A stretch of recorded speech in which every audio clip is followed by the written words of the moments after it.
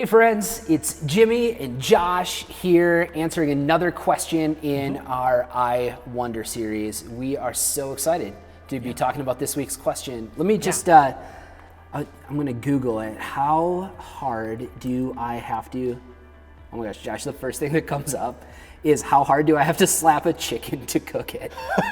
Is that even possible? Oh yeah, totally, right? Because like a little bit of the kinetic energy should turn to thermal energy on contact because it's a not purely elastic collision. Okay. How hard do you think you need to slap a chicken to cook it? That should be what? I'd say around 3,725 miles an hour, which comes out to carry the 23,000 normal slaps, I think. That is, that's exactly right. Oh wait, okay, we do have a real question to get to. Okay. No slapping chickens today. Okay. The real question is, how hard do I have to believe in God to be saved? Is this something you've wondered about before? Oh, totally.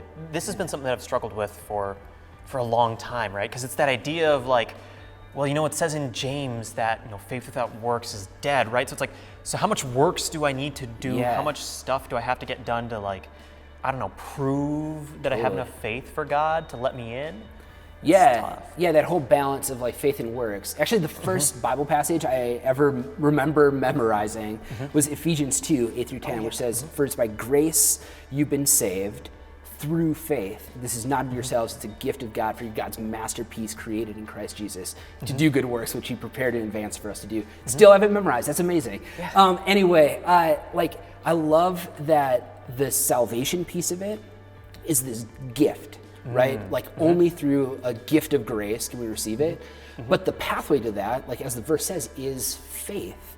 So it's like our faith helps us accept this invitation to participate in a life of grace and live in that gift of being a part of God's mission in the world, doing those good things to make this world a more beautiful place full of God's love. And so faith is the way we receive this gift.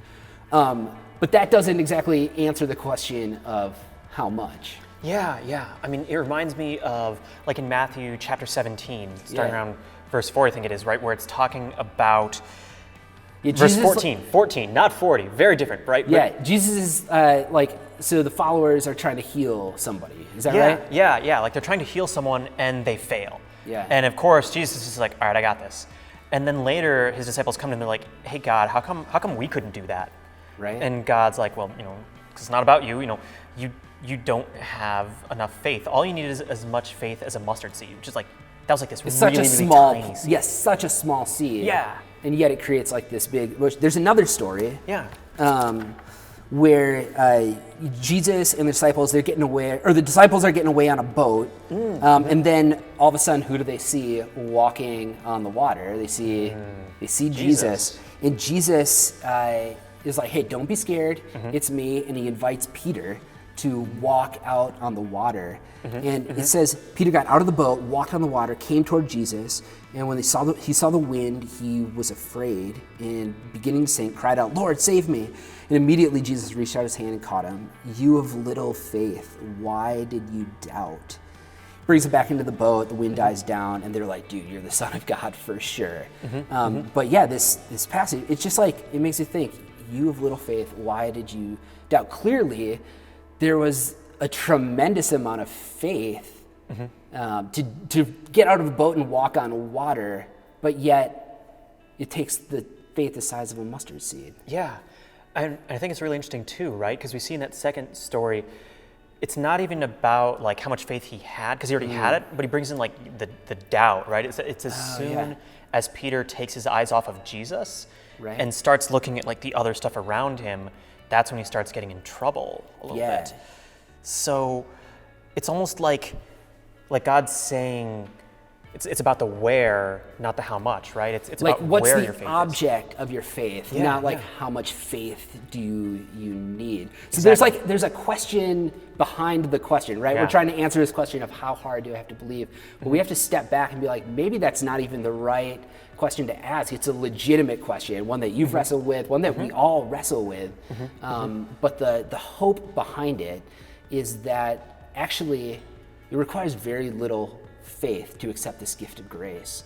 and yet to live faithfully in our life, right? That faith and works balance. To live faithfully requires a focus and an identity built on Jesus. Is he the object of our faith rather than ourselves? And that's like the journey of a lifetime for all of us to be able to pursue. Yeah, so it's like it just requires a little bit of faith, just enough to take whoever you are, wherever you are, from looking at your own feet and your own actions to being able to look up at Jesus and just follow him. So you guys, we hope that you can have awesome conversations as you continue to wonder about what it means to faithfully trust Jesus, to fix your eyes on him, to put your faith in him. It's all about the who, not the how much. Yeah. So may you take steps tonight in your conversations and as you continue to wonder beyond tonight, to fix your eyes on Jesus, walk with him, and let him become the object of your faith and trust. It's a lifetime journey, and we're so excited to be on it with you. Have great conversations, everybody. Bye now.